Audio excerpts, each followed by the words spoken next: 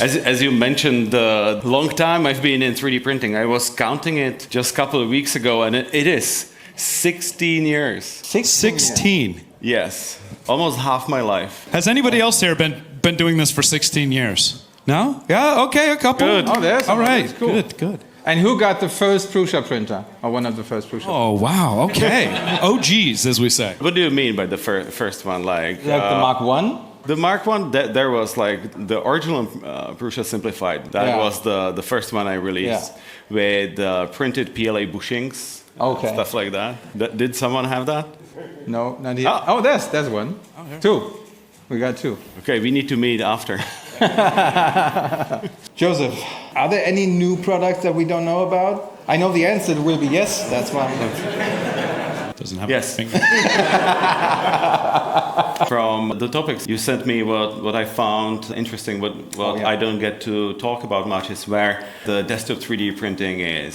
So the question would be, where do you see desktop 3D printing heading? More towards plug and play or still DIY driven? I think that's a very important question because you are always like DIY driven. I think that is a little bit of misconception for quite some time. I would say the fact that we enable DIY doesn't mean that we are driven by DIY. Don't get me wrong. We are all in our little bubble of the online communities, and that kind of skews the view on the market. It seems like everyone is tweaking the printers and everything like that. But usually, especially if you are talking about the companies using the machines, they do not share anything.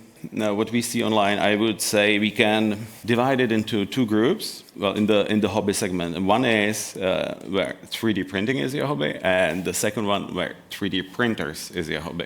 I'm definitely the 3D printers is a hobby. There was a saying in the 3D printing bubble when I joined, where always people said, if you never build a Prusa MK3 by yourself, you don't know how a printer works. For the education of young people who aspire to be engineers, that is the most magical Lego set you can get. But what I find interesting, even big companies,